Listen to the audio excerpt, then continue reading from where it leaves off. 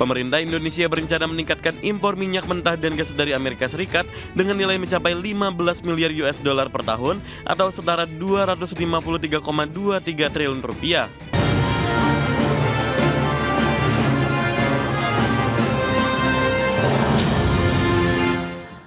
Ya, pemirsa, sebagai tindak lanjut kerjasama investasi dan perdagangan dengan Amerika Serikat, Indonesia berencana mengimpor minyak mentah dan gas dengan nilai mencapai 15 miliar dolar Amerika Serikat per tahunnya. Dan rencana impor ini dianggap sejalan dengan upaya pemerintah untuk memperkuat ketahanan energi nasional.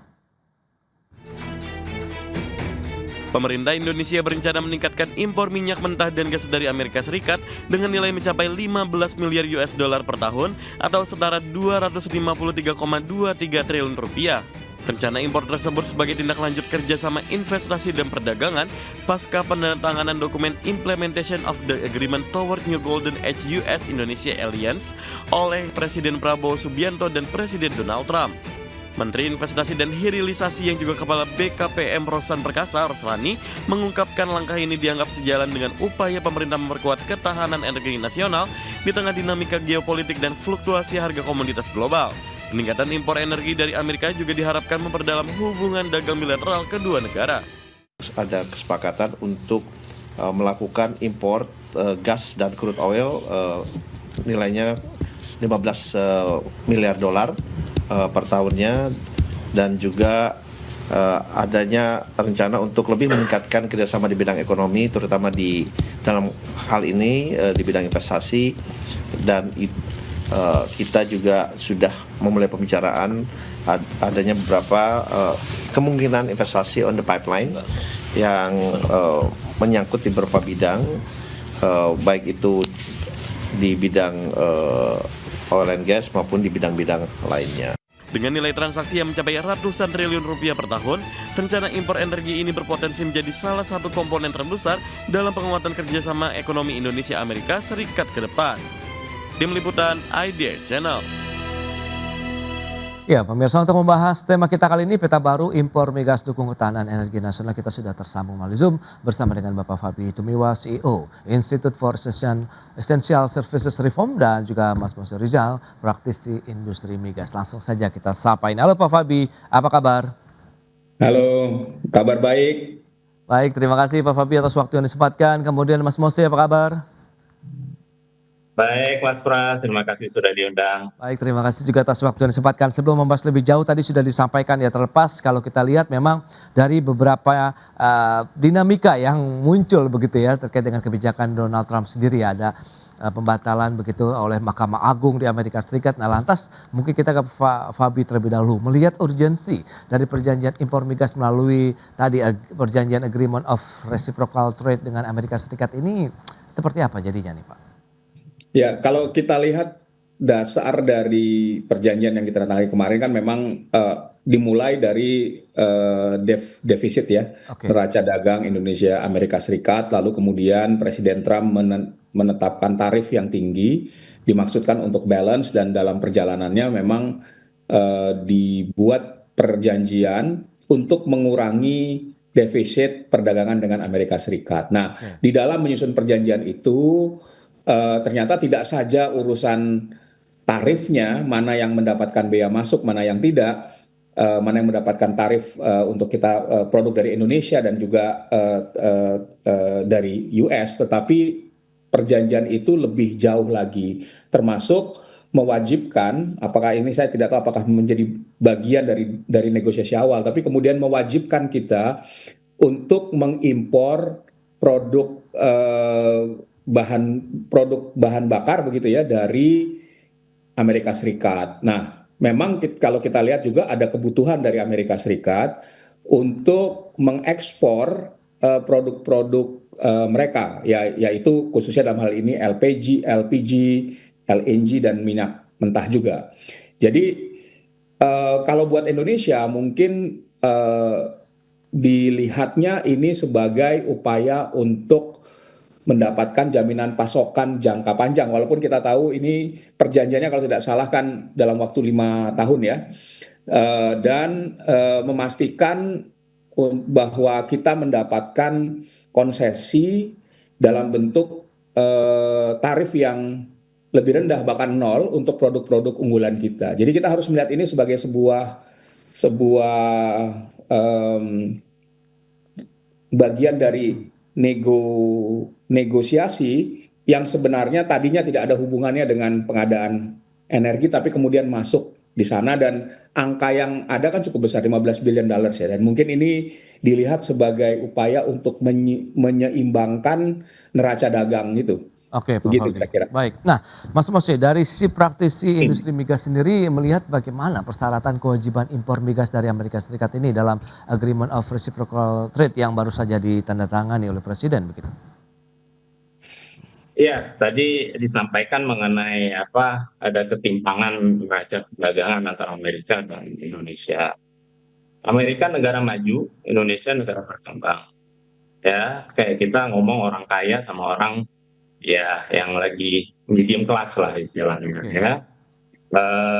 Ya jelas yang orang kaya spendingnya pasti harus lebih banyak dong. Biasanya permintaannya mereka akan lebih banyak dong. Jadi timpangan neraca perdagangan itu sesuatu yang normal antara negara maju yang negara kaya dan negara middle class seperti Indonesia. Ya, udah banyak Indonesia udah dibilang negara maju juga sebenarnya. Iya, sudah sewajarnya. Jadi kalau dibilang tarif ini hanya untuk menekan negara-negara yang cuma Indonesia, sebenarnya seluruh dunia, termasuk juga Eropa. Untuk istilahnya favornya itu lebih ke Amerika dibandingkan win-win situation.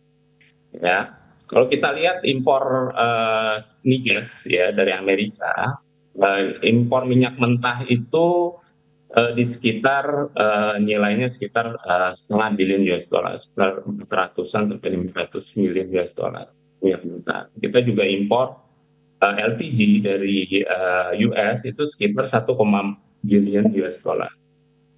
Ya, mungkin sekarang udah naik sekitar 1,5 billion US dollar. Nah, ini mau dinaikkan hingga 15 billion US dollar. Nah, yang selalu saya sampaikan dari awal, sejak awal 2025 mengenai negosiasi tarif adalah coba pemerintah terbuka masalah cost dan benefitnya apa sih kita impor sebanyak-banyaknya itu dari Amerika, kita nggak economic benefitnya bagi Indonesia. Nah, itu yang kita harus pertimbangkan. Kalau ini justru kitanya jadi buntung, ya kenapa? Karena cost-nya lebih besar dibandingkan kita impor. Kalau minyak mentah itu kita impor tuh nggak cuma dari Amerika, kita juga ada dari Afrika dan juga dari Middle East. Ya, Nigeria, Angola, Gabon, dari Saudi juga. Kalau LPG nggak cuma dari Amerika, ada UAE, ada Qatar, ada Jazair dan Saudi. Kenapa kita impor dari sekian sukses? Kami memang untuk memitigasi resiko dan juga untuk bisa kita meminimum masalah biaya. Dan sekali lagi saya ingatkan ya, isu-isu yang terakhir di Pertamina di migas ya, dari masalah karen, itu masalah Praniaga dan lain sebagainya, itu semua adalah isu-isu impor. Kenapa? Karena ada bukti merugikan negara. Ya jangan sampai ini jadi kejadian lagi nanti berapa tahun kemudian ternyata ada kerugian negara di sini. Nah ini yang saya sayangkan. Jadi coba disampaikan oleh pemerintah apa sih cost and benefit-nya, jangan cuma bilang oh iya kita hanya mengalihkan impor yang tadinya ada tender. Kalau Pertamina tuh kalau mengimpor sesuatu dia harus melakukan tender, jadi fair. Jadi lihat mana yang lebih menguntungkan secara ekonomi, secara logistik dan lain sebagainya di Indonesia. Mas Mose. Ini nggak ada sama sekali tunjuk langsung. Gitu. Jadi apa cost benefit-nya nih bagi masyarakat Indonesia? Itu. Nah, Mas Mose, kalau dari sisi besaran kapasitas impor ini, menurut Anda apakah sudah sesuai ataupun ideal lah dengan kebutuhan industri migas di dalam negeri begitu? Dari sisi Anda kan sebagai pelaku juga begitu di dalamnya. Iya pasti disesuaikan lah. Nggak mungkin kita impor jauh melebihi dari kapasitas kita. Memang ada cadangan yang kita harus simpan ya, strategik untuk energi kita. Ya. Tapi itu pun juga kita harus melihat dari sisi ekonomi karena kita bicara miliaran dolar ini, ya bukan bicara barang-barang murah, ya. Iya, iya, Jadi oke. untuk misalkan kita impor lebih banyak dari kebutuhan, ya itu untuk nanti cadangan strategi kita. Hmm, Nah, strategi kita itu ada infrastruktur yang mesti dibangun, penyimpanannya dan lain sebagainya. Itu juga nggak murah. Jadi kita lihat, nah kita impor dari mana Amerika? Misalkan negara-negara yang kena tarif, ya hampir seluruh dunia kena tarif, dan mereka salah satunya solusinya adalah seperti kita impor migas dari Amerika. Berarti apa? Harga di Amerika akan naik, harga migas di Amerika akan naik. Yang kena dampaknya siapa? Ya Indonesia yang kita mengimpor dari mereka. hmm, Sedangkan kita harus dipaksakan harus impor dari mereka. Kita nggak bisa melihat alternatif lain yang lebih murah. Ya. oke, Jadi itu yang bisa jadi senjata makan tuan bagi kita nih. Ini yang kita baik, pemerintah harus terbuka. Bagaimana cost benefitnya? hmm, Kita fokus ke Amerika ini seperti apa? Sedangkan oke. Amerika itu bukan investor terbesar kita, yang Amerika juga bukan partner dagangan terbesar kita juga. Baik, Mas Mose. Jadi, Nah ini wah, dia, apakah pemindahan asal impor ke produk hulu migas asal Amerika Serikat ini juga bisa memenuhi kebutuhan ataupun pasokan di dalam negeri atau memang ini bagian daripada upaya diversifikasi lah misalnya begitu ya untuk mengurangi ketergantungan pada kawasan tertentu. Kita akan bahas nanti di segmen berikutnya Mas Mose, kemudian Pak Fabi kita akan jeda dulu sebentar ya dan pemirsa kami akan segera kembali sesaat lagi. Ya, terima kasih Anda masih bergabung bersama kami dan berikut ini kami akan sampaikan sejumlah data untuk Anda. Kita akan cermati bersama seperti apa nilai impor migas dari Amerika Serikat. Ini dia seperti yang bisa Anda saksikan di layar televisi Anda. Kita akan cermati dari tahun 2022, 2023, 2024 dan juga 2025 trennya ini cenderung naik ya meskipun kita lihat ada penurunan dari tahun 2022 ke 2023 tapi setelah itu langsung melonjak di tahun 2025 menyentuh 3,01 miliar dolar Amerika Serikat. Dan selanjutnya kita akan lihat dari negara asal impor minyak mentah kita begitu dari mana saja. Ya ini dia, ada Nigeria 4,63 juta ton, kemudian Angola, kemudian ada Arab Saudi, Brazil dan Australia. Ini dia negara asal impor minyak mentah terbesar di tahun 2025 data dari BPS itu dia. Dan kita akan lanjutkan kembali perbincangan bersama dengan Bapak Fabi Tumiwa, kemudian juga Mas Mose Rizal. Nah dengan beberapa informasi kemudian tadi sempat tertunda kalau kita lihat Pak Fabi lantas bagaimana Anda melihat upaya-upaya pemindahan asal impor produk migas kita, kemudian apakah bisa memenuhi kebutuhan di dalam negeri sendiri, kemudian bagaimana dengan jaraknya sendiri yang mungkin harus kita kalkulasikan juga Pak Fabi. Ya, Ya. jadi kalau kita lihat ya dari alasan pemerintah mengatakan kan sebenarnya kalau dari sisi import ini net ya karena hanya memindahkan dari impor yang tadinya dilakukan dari negara lain ke US. Oke, Tapi kita harus lihat beberapa hal. Yang pertama adalah kalau tadinya kita melihat ada diversifikasi ya untuk beberapa produk dan diversifikasi ini penting dalam konteks energy security sebenarnya karena kita tidak ingin bergantung pada satu sumber saja di mana kalau ada kendala dengan sumber itu maka pasokan kita menjadi terganggu. Tapi kalau kita lihat untuk produk seperti LPG misalnya ya yang direncanakan oleh pemerintah hari ini kita kira-kira mengimpor LPG itu 54% dari US. oke, Nah, rencana pemerintah itu menaikkan ke 75-80%. Artinya lebih dari 3/4 ya. Pasokan LPG kita akan bergantung pada Amerika Serikat. Dan kenapa LPG ini menjadi isu yang penting? Karena hari ini 80% lebih LPG yang beredar di Indonesia itu adalah produk bersubsidi. Ya, kita jual dengan harga subsidi, tidak berdasarkan harga market. Dan persoalannya selama ini adalah harga selisih ya disparitas antara harga jual dalam negeri dan harga produknya itu bertambah mahal. oke, Sehingga subsidi pemerintah semakin besar. Nah, implikasinya apa? Dengan harga LPG yang lebih mahal, kita beli dari Amerika Serikat, hitungannya kira-kira antara 10 sampai 15% rata-rata, maka ada tambahan biaya sampai dengan ya 2 sampai 3% lah dari cost itu ya. Nah, itu yang paling tidak artinya kita bisa lihat ada dampak pada fiskal kita karena subsidi itu akan lebih besar. Nah, yang lain juga yang harus diperhatikan dengan adanya ini kita juga menggeser sebenarnya eh, neraca dagang ya dengan negara lain. oke, Misalnya kalau tadinya kita impor dari Timur Tengah, kita punya neraca dagang ya.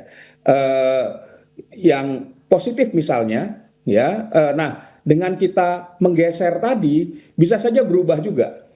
Ya, nah, yang kita tidak tahu apakah kemudian nanti ada upaya-upaya yang sama dari negara-negara mitra dagang kita yang lain untuk melakukan upaya seperti Amerika Serikat. Nah, ada risiko-risiko itu eh, paling paling tidak ya. Nah, dan juga yang harus dilihat bahwa implikasinya nanti ke dalam surplus kita, ya, karena kalau tadi yang seperti dikatakan oleh Pak Mose bahwa implikasinya nanti lebih mahal, ya, maka neraca perdagangan kita sendiri atau surplus ya, neraca perdagangan kita kan akan turun. Oke. Implikasinya apa? Implikasinya pada nilai tukar, ya, kemampuan kita, nilai tukar kita bisa jadi akan semakin turun. Nah, ini hal-hal yang mungkin tidak disebutkan di dalam penjelasan dari pemerintah. Implikasinya apa sebenarnya dengan kita mengurangi defisit perdagangan dengan Amerika Serikat gitu. Nah, ini yang menurut saya memang perlu dijelaskan sebaik-baiknya. Cost benefitnya apa sih gitu. Jadi jangan hanya bilang oh sekedar ini pindah dari satu negara ke negara lain. Tapi saya kira ada implikasi yang lebih besar di sisi fiskal dan makroekonomi, dan juga tadi kita kehilangan kesempatan untuk mendapatkan produk yang lebih murah. Kita tahu beberapa produk itu bisa saja berubah-ubah harganya. Nah, Oke. yang harus diingat ini kita harus mengimpor tidak hanya dalam waktu 1-2 tahun, tapi dalam waktu 5 tahun. Artinya selama 5 tahun kita terkunci ya pada satu negara. Nah, ruang Pertamina nanti untuk mendapatkan produk yang lebih murah sehingga dia bisa menjual dengan harga energi yang lebih murah, itu juga akan terganggu. Nah, ini yang menurut saya harus dijelaskan sebaik-baiknya, Oke. ya, supaya beban fiskalnya kan harus ditanggung oleh rakyat gitu loh. Oke, baik, baik. Nah, Mas Mosi, kita kembali lagi ke Mas Mosi. Kalau bagaimana dari sisi klaim investasinya begitu dengan adanya perjanjian resiprokal begitu dengan Amerika Serikat, apakah masih akan tetap terjaga begitu dengan kondisi seperti saat ini, dan Anda melihat bagaimana nanti untuk Indonesia sendiri ke depan begitu? Iya. Jadi saya setuju dengan Pak Fabi tadi. Terus terang ini kita harus lihat secara detail ya. Sebelumnya saya sebelum jawab itu saya ini ada dari lembaga riset namanya Celios Center of Economic Law and Studies mencatat ada 21 poin potensi merugikan Indonesia dengan kebijakan atau agreement antara Indonesia dengan Amerika yang baru ini. Ya, ternyata kalau di dalam situ hanya masalah kita impor migas, di situ ada ternyata impor biofuels juga. Ya, ternyata Exxon ikut-ikutan mau minta untuk meningkatkan biayanya. Terus di situ ada penghapusan TKDN. Terus Freeport ternyata ikut-ikutan juga pengen deal dengan panjangan kontraknya dan lain sebagainya. Ini jadi implikasinya jadi menyebar kemana-mana, dan terus terang kita sangat-sangat khawatir. Kalau masalah dari sisi investasi seperti apa? Kalau investasi yang bermanfaat bagi kita, yang mau invest ke Indonesia kan nggak cuma Amerika. Dan tadi saya bilang, Amerika tuh investor terbesar kita. Ya, apalagi Chevron sudah keluar, ya, Exxon masih ada Exxon, Philips dan lain sebagainya sudah juga keluar, Oke. dan lain sebagainya. Kalau mereka akan masuk lagi investasi, dan sebenefit apa? Kalau kita selalu ngalah terus seperti ini, hanya gara-gara tarif dari Trump ini. Ini sekarang seolah-olah kayak dimanfaatkan oleh perusahaan-perusahaan tersebut dari Amerika untuk menegosiasi lebih baik bagi mereka gitu loh. Nah, ini yang sangat disayangkan. Jadi pemerintah harus bisa tegas akan hal-hal seperti ini, dan bagaimana kepentingan masyarakat Indonesia, bagaimana kepentingan negara dulu yang dipentingkan. Prioritasnya itu. Negosiasi harus konkret dan kita harus bisa bersikap tegas. Nah, masalah iklim investasi ke Indonesia yang tadi saya bilang, yang lain yang mau invest ke Indonesia, ya harus Amerika bukan investor terbesar. Jadi dampaknya seperti apa? Pak Bibil, ini bisa ada resiprokal masalah dengan negara-negara yang kita shifting tadi. Mereka bisa retaliasi juga ke kita, di mana salah satu retaliasi mungkin dari sisi investasinya juga gitu. Nah ini yang sangat dikhawatirkan. Ini dampaknya bisa kemana-mana, dan pemerintah sangat ya pemerintah untuk bisa istilahnya menalah ini dan melihat secara detail sedetail-detailnya dan dampaknya seluas-luasnya seperti apa. Jangan cuma yang penting Trump happy, kita happy, rate nol, ya nanti masalah ke depannya berapa tahun kemudian yang kita rasakan. Nah itu yang sangat saya.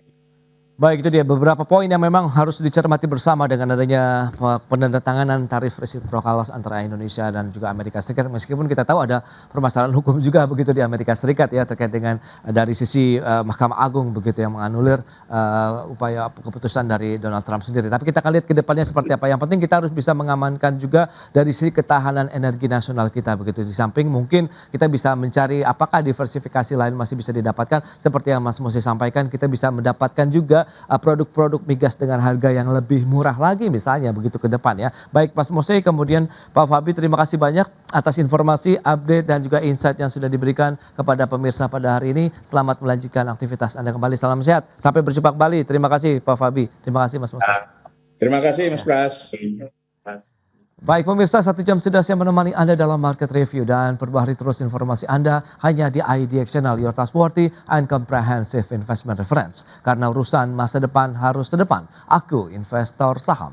Saya Prasetyo Wibowo beserta seluruh kerabat kerja yang bertugas pamit undur diri. Terima kasih dan sampai jumpa.